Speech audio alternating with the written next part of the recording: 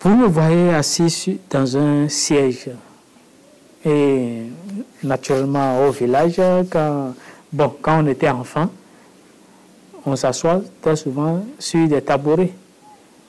Et dès qu'on met le tabouret là sur des pieds et on bascule vers l'arrière, le parent qui est à côté dit, il tape d'abord et puis il dit, il faut t'asseoir correctement parce que le siège est fait pour les 4 pieds. Ah oui, ça a aussi une signification astrale. Ça a aussi une signification astrale. Prenez un cheval. Vous prenez le cheval. Le cheval évolue sur combien de pattes? 4, naturellement. Quand vous mettez le cheval sur 4 pattes, vous allez voir, le cheval sera à l'aise, il pourra faire tout ce que vous lui ordonnez avec votre laisse. Mais dès que vous ordonnez au cheval de se mettre sur 2 pattes, sur ses pattes postérieures, est-ce que le cheval pourra faire une longue distance? Je vous en prie, veuillez bien vouloir m'excuser.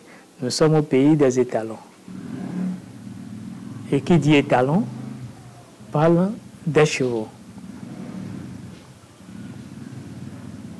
Le cheval que vous mettez sur 2 pattes là, il ne pourra pas compétir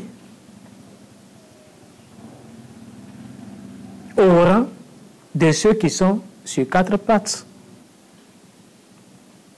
À un moment donné, il va s'essouffler et il va dire maintenant, bon, moi j'en ai marre, et puis il va t'éjecter. C'est aussi pareil quand vous vous asseyez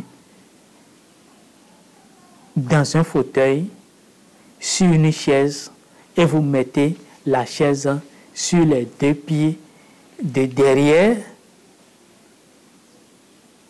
Vous déséquilibrez votre vie. Parce que le cheval qui est sur 2 pattes est déséquilibré. Raison pour laquelle il ne pourra plus vous répondre comme cela se doit. Il est déséquilibré. Physiquement, émotionnellement et aussi spirituellement.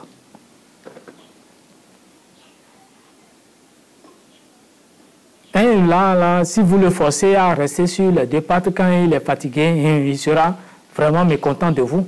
Il va vous envoyer à terre. Non, essayez de... Ce que je suis en train de dire, essayez de voir un cavalier qui chevauche et subitement met son cheval sur les 2 pattes postérieures pour le diriger. À un moment donné, le cheval ne va plus lui répondre. S'il insiste, le cheval ne va plus lui répondre. C'est la voie du destin.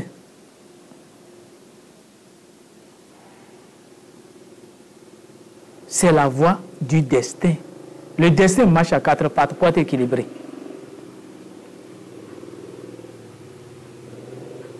Oui, le destin est à 4 pattes pour être équilibré. Dès que vous le mettez sur 2 pattes, à un moment donné, il sera essoufflé. C'est ça qui fait d'ailleurs que ceux qui mettent leur fauteuil sur 2 pieds là, à un moment donné même, ils se sentent fatigués de ça et ils reviennent encore derrière. Et oui, c'est comme ça. À force de mettre ça, de mettre le fauteuil comme ça, de mettre votre fauteuil du divan comme ça, ou bien la chaise comme ça, ou bien le tabouret comme ça, votre destinée, tantôt ça va être équilibré, tantôt ça va être déséquilibré. C'est ça qui fait le haut et le bas. Tantôt tout va bien, tantôt tout va mal. Vous allez courir à gauche et à droite avant de vous retrouver. Et après, c'est que de fil à aiguille, vous êtes toujours dans des hauts et du bas. Votre vie n'est jamais paisible. Oui. Ce sont des choses simples, banales. On ne pourrait croire, mais c'est du sérieux.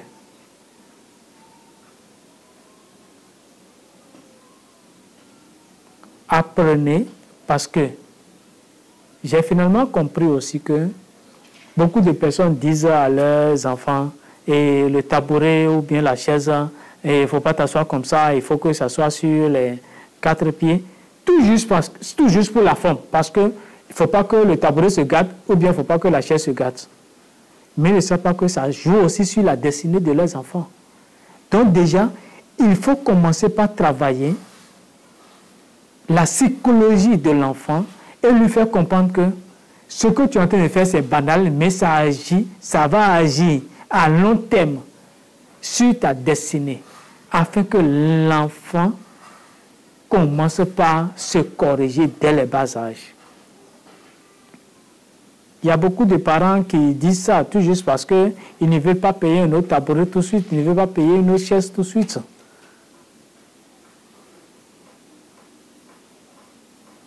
Pour eux, c'est un fait banal.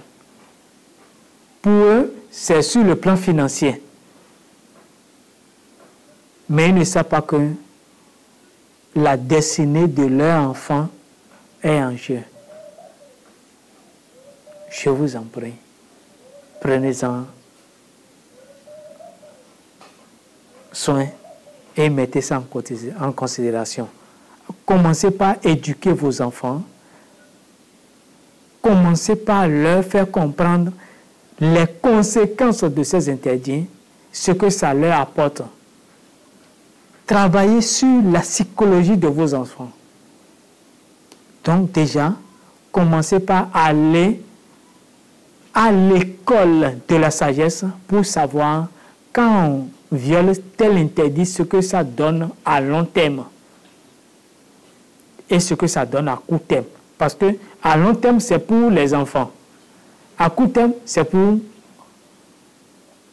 les pubères, les adolescents et les adultes.